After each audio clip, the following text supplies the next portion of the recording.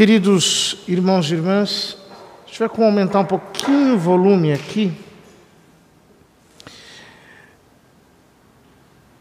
O Evangelho nos apresenta a continuação do relato da multiplicação dos pães, assim como aparece no capítulo 6 de São João. Eles querem proclamar Jesus rei. Jesus sai de cena. Pega a barca, acontece aquela tempestade, Jesus vai andando pelo mar, eles chegam no outro dia, veem que ele deixou uma barca, então eles pegam a barca e vão até Cafarnaum. E quando chegam lá, procuram e encontram Jesus. E lhe perguntam: Rabi, quando chegaste aqui? Jesus imediatamente desmascara. Ele diz: vocês não estão atrás de mim porque vocês viram sinais. Vocês estão atrás de mim porque vocês comeram pão e encheram a barriga. E vocês estão querendo, portanto, que eu agora os sustente, mas esse pão é apenas imagem de um outro pão. E diz Jesus: esforçai-vos não pelo alimento que se perde, mas pelo alimento que permanece até a vida eterna e que o Filho do Homem vos dará. É uma frase muito impactante de Cristo. Esforçai-vos não pelo alimento que se perde, mas pelo alimento que permanece até a vida eterna e que o Filho do Homem vos dará. Então, eles perguntam: mas o que nós devemos fazer para realizar as obras de Deus? E Jesus explica: a obra de Deus é que acrediteis naquele que Ele enviou. Em outras palavras, o trabalho de Deus é produzir em vocês a fé.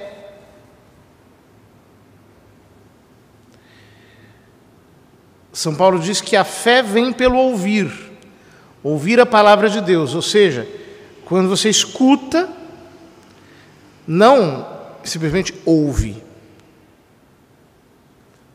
Um barulho você ouve, mas uma pessoa você escuta. Quando você escuta, então você começa a discernir a pessoa que está falando.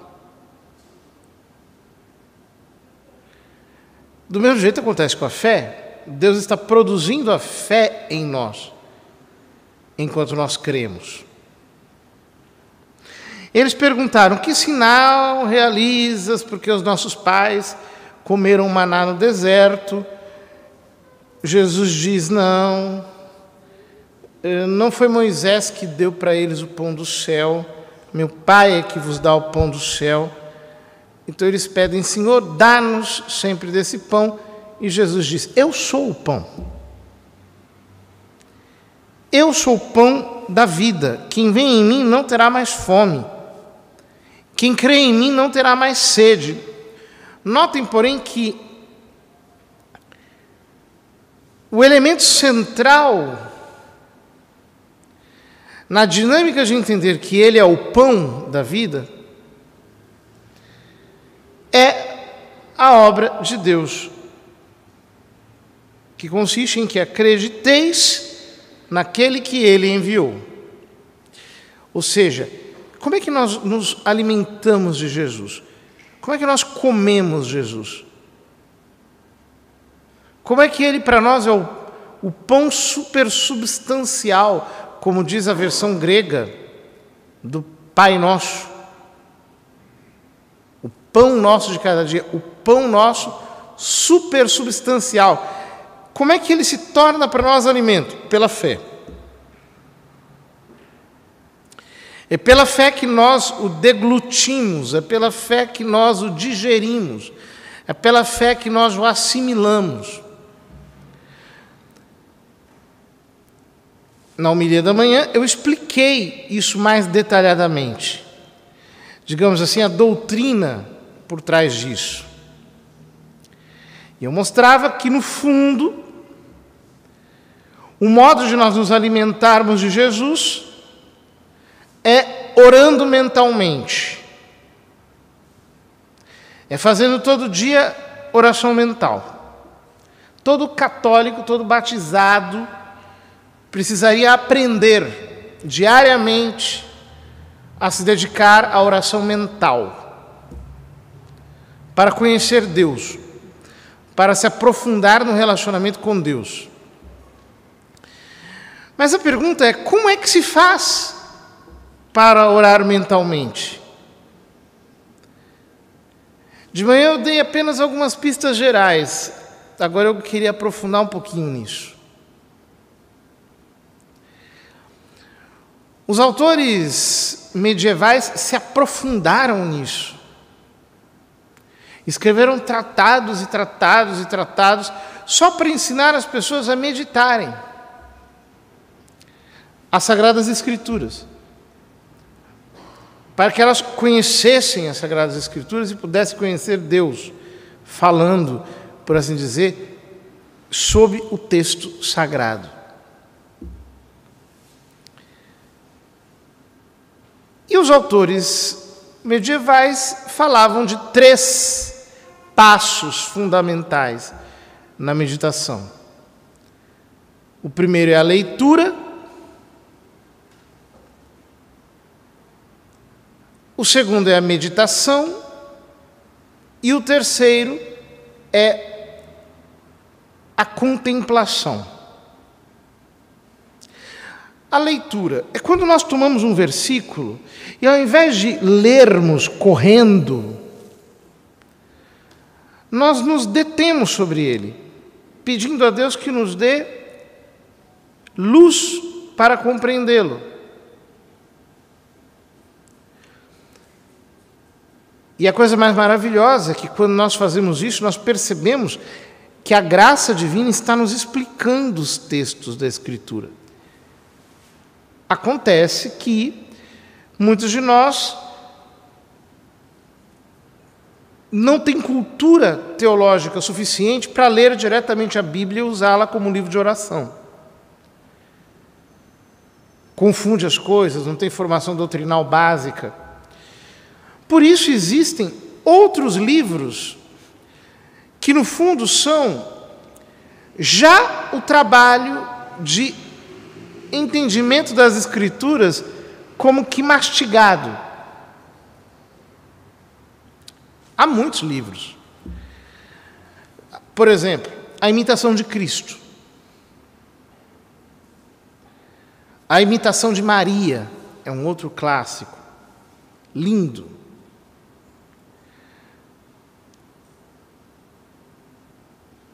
Por exemplo, livros sobre a paixão do Senhor. Muitos. Podem ajudar a fazer oração. As meditações escritas de Santo Afonso Maria de Ligório, cuja festa celebramos hoje, estão todas na internet,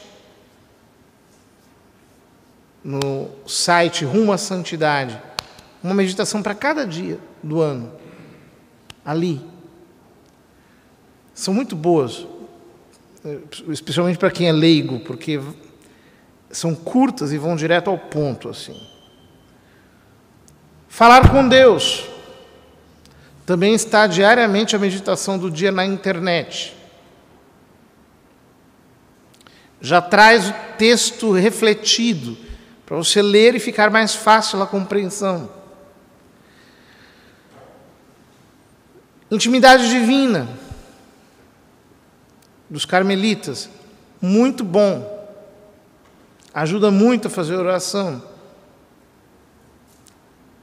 Os livros de São José Maria Escrivá, que foram feitos para a meditação. Caminho, Forja, Sulco, etc. Há muitos livros. Tem obras e obras e obras de santos que foram escritas para nos ajudar a meditar. Ora, então a primeira coisa é ler e entender o que está escrito. Não pode ler correndo.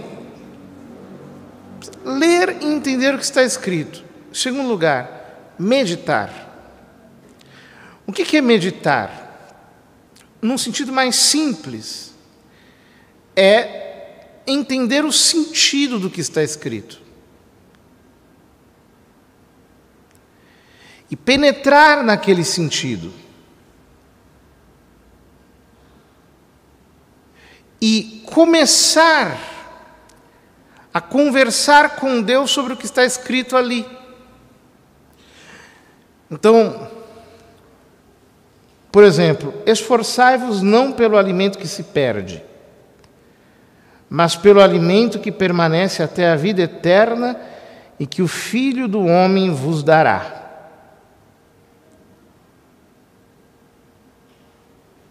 Então, nós podemos começar a conversar com Cristo. A dizer, Senhor, quantas vezes eu me esforcei pelo alimento que se perde. Eu corri atrás das coisas materiais. Eu corri atrás até do próprio alimento mesmo. Porque, como homem carnal, muitas vezes eu perdi tanto tempo vendo essa gulodice que aparece na televisão.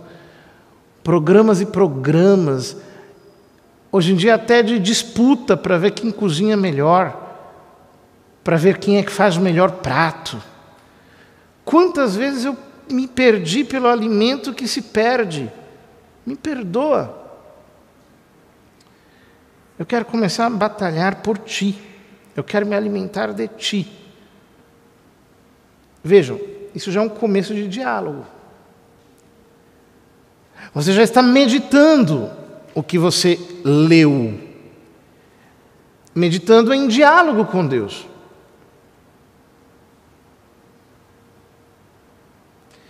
Até o momento em que, pela meditação, você vai como que esquentando os motores. É como se você fosse fazendo fogo por atrito, no dizer do Hugo de São Vítor. Você vai pegando as pedras e você vai crescendo em amor, até o momento em que você já está dizendo a Cristo, eu quero me alimentar de Ti, eu quero comer a Tua carne, eu quero viver de Ti, eu quero que Tu sejas o meu único alimento. Jesus, eu me alimento de Ti. Então, nesse momento, quando isso se torna um eco profundo dentro da sua alma, é como se aquela ideia preenchesse o teu coração. E você não precisasse mais ficar raciocinando, ficar dizendo coisas. Você pode saborear aquela ideia e unir-se a Deus. Ou seja, o objeto da meditação é nos levar à união com Cristo, a um ato de amor. Então nós ficamos ali amando Cristo, como que abraçados com Ele. Então, é como se nós fôssemos pular de asa delta. Primeiro você pega a asa delta, é a leitura. Depois você sai correndo, que é a meditação. Você começa a andar com a asa delta. Até que quando você já pegou velocidade, você pode simplesmente voar naquele afeto que Deus gerou em você. Santo Afonso dizia que que o modo correto de ler é ler até o momento em que algo mexe conosco, algum sentimento, algum afeto. Então nós paramos ali e vamos falando com Deus e amando a Nosso Senhor, como que voando nas asas desse amor. Esse é o modo mais clássico de meditar. Mas existem outros. Nos exercícios espirituais, Santo Inácio ensina vários. Por exemplo, a aplicação da memória, do entendimento e da vontade. É um jeito de meditar. Memória. Então você lembra de uma frase da Escritura. Você lembra do exemplo da vida de um santo. Você traz aquilo presente. Evoca. Então você aplica o entendimento. Você começa a entender o que é aquilo. Você começa a especular sobre aquilo. Em que consiste aquilo. Que virtude é aquela. Então você passa a desejar. Eu quero isso para mim. Eu quero viver assim. Então, por exemplo, você lembra da vida sacrificada de São José Benedito Labre, que é um santo que eu gosto muito. Era um peregrino.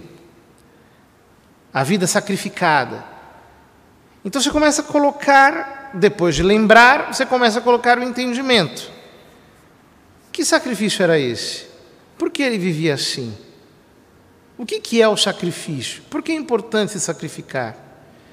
Então você começa a fazer atos de vontade. Eu quero viver uma vida sacrificada. Deus, dá-me a graça de viver uma vida crucificada com o teu filho. É isso que eu quero para mim. E aí esse ato de vontade se aprofunda e você se une a Deus através dele. Um outro modo ensinado por Santo Inácio, a aplicação da imaginação. Então, por exemplo, você pega uma cena do rosário e imagina aquela cena do rosário. Então, por exemplo, Nossa Senhora, que acabou de dar à luz ao menino Jesus e o pega nos braços. Você imagina. Imagina aquela gruta, imagina a piedade com a qual ela pegou, como ela beijou. E nessa imaginação, você começa a se envolver. E começa a adorar o menino Jesus nos braços dela, a conversar com ela, a tentar imaginar os sentimentos do coração dela, e a sua alma vai se elevando. Um outro modo ensinado pelo Santo Inácio, aplicar os 5 sentidos. A visão, o olfato, o paladar, o tato e a audição.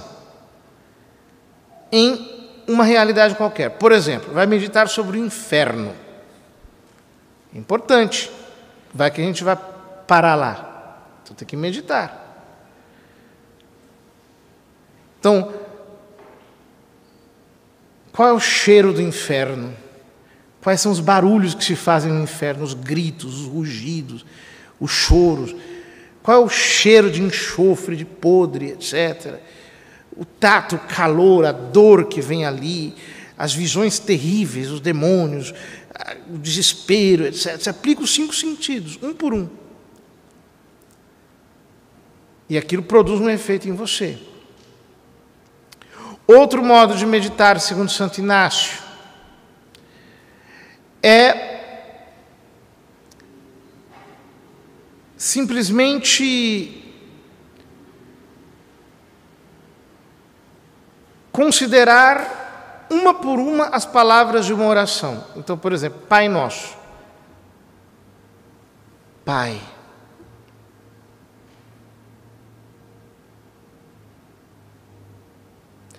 Nosso.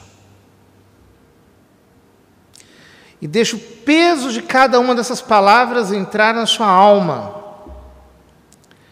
de tal modo que se torne uma consideração para você. Você reflete sobre cada uma dessas palavras, até que elas produzam um efeito na sua alma, você ame mais a Deus. Outro modo, que Santo Inácio também ensinou, mais ou menos parecido, que é pegar uma única palavra e repeti-la. Então, por exemplo, Pai, Pai, Pai, Pai. E ficar repetindo interiormente, até que aquela palavra como que penetre profundamente no seu ser. Outro modo ainda ensinado por Santo Inácio, pegar os mandamentos ou os pecados capitais, examinar a própria vida e ir pedindo perdão a Deus, e pedindo perdão a Deus, e ao mesmo tempo pedindo as virtudes que são opostas àqueles pecados, e deixando que tudo isso se torne objeto de desejo e de aversão. Eu não quero o pecado, eu quero a virtude. E vai se unindo a Deus mais e mais através dessa consideração. Um outro modo, Santo Inácio fala, São Boaventura fala, São Roberto Bellarmino também fala, que é a elevação a Deus através das criaturas.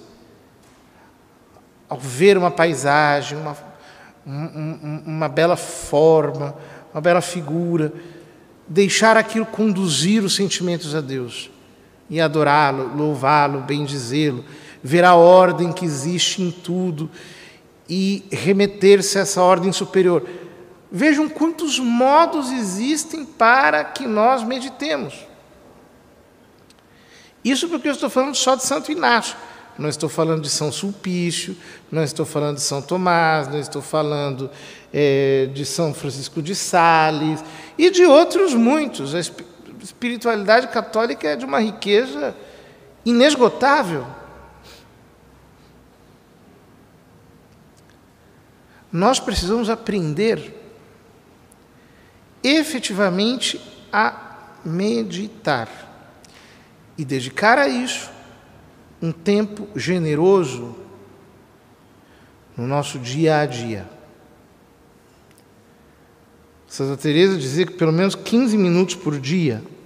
Ela dizia que quem medita 15 minutos por dia, a ela garantia a salvação eterna. Ela dizia, se alguém medita 15 minutos por dia, certamente vai chegar à salvação. Alguns santos diziam, São Pedro de Alcântara, que quem meditasse 2 horas por dia, com absoluta certeza chegaria à contemplação. Santo Afonso recomendava 3 horas por dia. O fato é que, se nós começarmos com 15 minutos, em pouquíssimo tempo nós veremos que isso não é nada, precisaremos pelo menos de uma meia hora pela manhã e uma meia hora à tarde. Pelo menos isso. Mas isso também pode ser que se torne pouco. Então nós precisamos expandir mais, bem mais o tempo da nossa meditação. Mas nós temos que fazer. Cristo é o nosso alimento. Nós temos que nos esforçar por esse alimento. Senão nós não vamos conhecer a Deus. Enquanto nós ficarmos rezando como alunos indisciplinados, nós vamos chegar a lugar nenhum. Então, tem gente que estuda assim, né? Estuda para... não quer nada com nada, vai estudando assim, aquela coisa relaxada. Agora, quando você quer cursar medicina numa universidade estatal, aí não tem jeito, você tem que estudar para passar, não tem como, você tem que estudar mesmo. Pois é, nós temos que nos aplicar à oração muito mais do que alguém se aplica para passar numa universidade estatal no curso de medicina. Por quê? O curso de medicina é o pão que perece. A oração nos dá acesso ao pão que permanece para a vida eterna. vamos procurar nos esforçar mesmo, nos aplicar a oração mental e fazê-la sem muito sentimentalismo, porque isso atrapalha. Uma pessoa, quando ela começa a querer espremer o coração, feito um limão, para tirar um suco de sentimentos, logo ela vai acabar exausta, porque não se trata de sentimento, não é sentimentalismo, ficar lá, né, colocar uma musiquinha e ficar curtindo. Não é isso, pelo amor de Deus, não é isso. Nosso Senhor disse à mulher samaritana que não é neste monte nem naquele, porque os verdadeiros adoradores adorarão o Pai em espírito e verdade. Então, é em espírito, não é na alma, nos sentimentos, nas emoções, é em espírito. Então, a oração é algo árido. Porque muitas pessoas não conseguem progredir, porque elas ficam lá buscando sentimentos. Aí os sentimentos acabam, graças a Deus, e aí elas acham que entraram num deserto. Em deserto coisa nenhuma, está aprendendo a rezar apenas. Só perdeu aquele primeiro caldo que é humano. E precisa aprender a conhecer a Deus de verdade, adorar a Deus, saber quem Ele é. Queridos irmãos, se nós nos aventuramos de verdade pela senda da oração, progredimos aí, não tem jeito. É por isso que o diabo ele se empenha tanto em nos tirar dessa estrada, porque não tem jeito. Quem se empenha na oração de verdade chega à santidade. A virtude heróica, mesmo. Começa a ter as virtudes de Cristo, a vida dele muda completamente, tem uma virada de 180 graus, a pessoa começa a entrar numa outra dimensão, muda tudo. Santo Afonso diz, é impossível coexistir o pecado com a oração mental, não dá. Ou a pessoa desiste de pecar, ou ela desiste de orar, não tem jeito. Então vamos procurar nos aplicar na oração mental. Só que veja bem, não adianta orar mentalmente e ter uma vida porca, porque isso é hipocrisia. A pessoa sai do prostíbulo, agora vou orar mentalmente, Deus, eu te amo. Ah, por favor, vai se converter, vai se confessar, vai mudar de vida primeiro. Porque senão a situação vai ficar pior do que estava antes. Esse é o problema de muitos católicos. Eles querem rezar, Jesus, eu te amo. E sai dali para a esbórnia, para tudo quanto é pecado podre, que não se diz. Aí não adianta, né? Porque você quer viver uma vida imunda, então vai rezar o quê? Vai buscar... eu quero crescer na comunhão com Deus. Ah, tá. E aí, como é que é a sua vida? A vida é imunda, cheia de pecado, não adianta, né? Aí precisa se arrepender primeiro. Se emendar, se corrigir, se confessar, ter vida sacramental, e aí sim, começar a ter vida de oração de verdade. Tem muita gente que fica lendo Santa Teresa e vendo site pornográfico. O que adianta? Não adianta nada. A pessoa, as 13 idades da vida interior, do Garrigou Lagrange, Teologia da Perfeição Cristã, do Royo Marim, fecha o livro, abre a pornografia. Aí não tem jeito. Aí é hipocrisia. Aí a situação vai ficar cada vez mais pior. Aí não tem solução. Vamos pedir ao Nosso Senhor que nos dê a sinceridade de alma, para que nós o queiramos de verdade. Mas, uma vez que nós o queremos, e que nós estamos realmente nos empenhando em ter uma vida santa, nos esforcemos em orar, porque a oração vai nos dar o norte, o equilíbrio, a paz, o verdadeiro rumo, o prumo certo, a orientação. A oração é a nossa bússola. Ela nos colocará na estrada certa. Vamos pedir a Cristo, por intercessão de Santo Afonso, que Ele nos ajude nessa estrada real, que é a vida de oração.